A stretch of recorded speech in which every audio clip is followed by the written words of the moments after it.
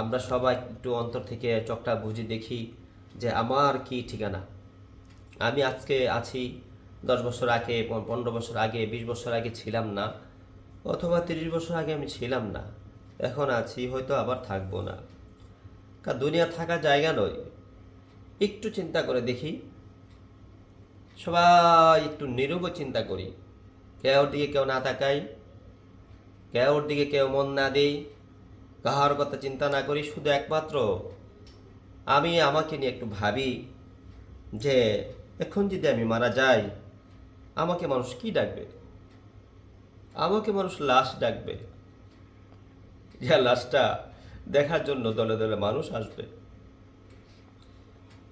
কাফনের কাপড় কিনতে মানুষ, লোকজন চলে যাবে মার্কেটে, দা কোদালে চলে যাবে কবরস্থানে।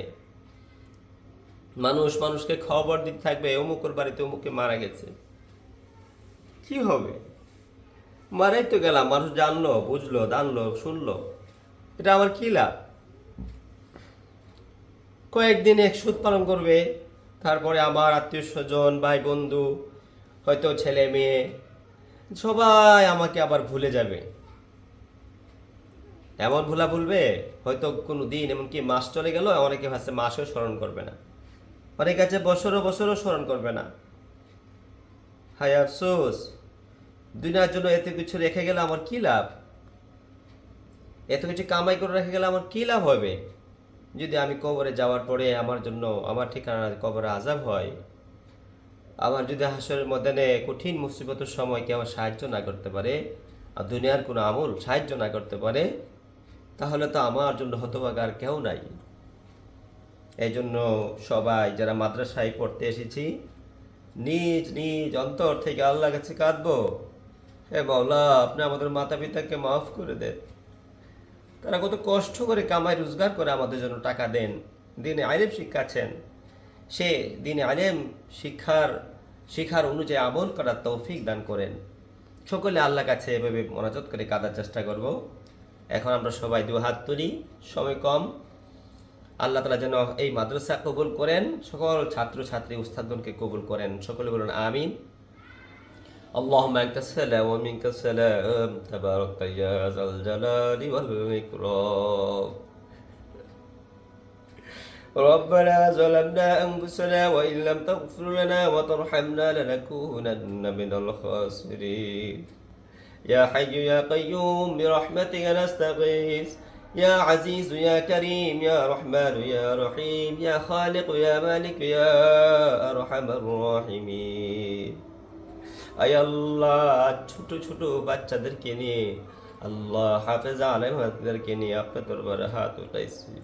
আয় আল্লাহ, তারা বাড়ি ঘর ছেড়ে, মা বাবা ছেড়ে, মাওলা বাড়ি ঘরের আরামায়েশ ছেড়ে মাদ্রাসায় এসে লেখাপড়া করছে। মাওলা মাওলা ফজর নামাজের আগে উঠে, শেষ সাথে উঠে তাহাজ্জুদ নামাজ পড়ে, আয় আল্লাহ আপনার কালামুল্লাহ তেলাওয়াত করে। আয় রব্বে করিম, আমাদের উস্তাদ এখন অনেক মেহনত করেন।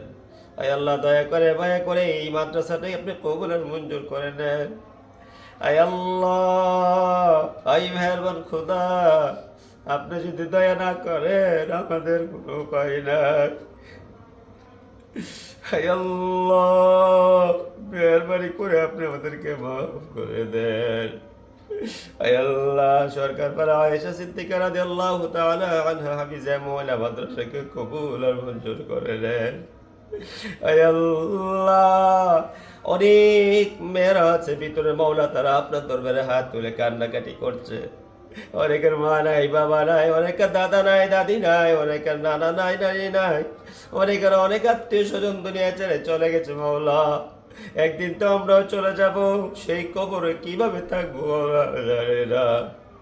আপনার সাহায্য ছাড়া তো আমাদের কোনো উপায় নাই। হে পরওয়ারদিগার আল্লাহ, আপনি আমাদেরকে সাহায্য করুন আল্লাহ। আল্লাহ, বেশি বেশি আপনাকে ডেকে, আপনি আলেম শিখে, আপনি নবী সাল্লাল্লাহু আলাইহি সাল্লামের তরিকা এবং নবী করিম সাল্লাল্লাহু আলাইহি সাল্লামের হাদিস শিখে সে অনুযায়ী আমল নসিব করেন মাওলা। মৃত্যুর পূর্বে একটা গুনাহ বাকি রেখে মৃত্যু দিয়েন না মাওলা।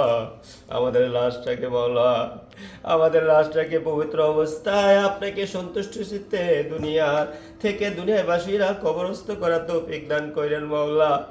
আল্লাহ আমাদের আত্মীয় যারা কবরে আছে সবাইকে মাওলা জান্নাতবাসী করে দেন। হে রব্বে করিম, এতক্ষণ তারা অনেক আমল করেছে, জিকির করেছে মাওলা।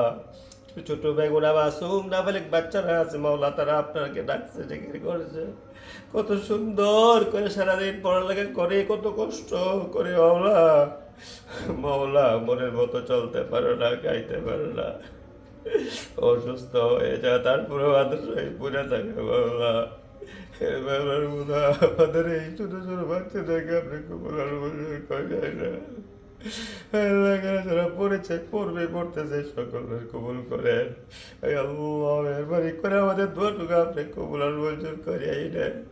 سبحان ربك رب العزة عما يصفون وسلام على المرسلين آمين برحمتك يا أرحم الراحمين.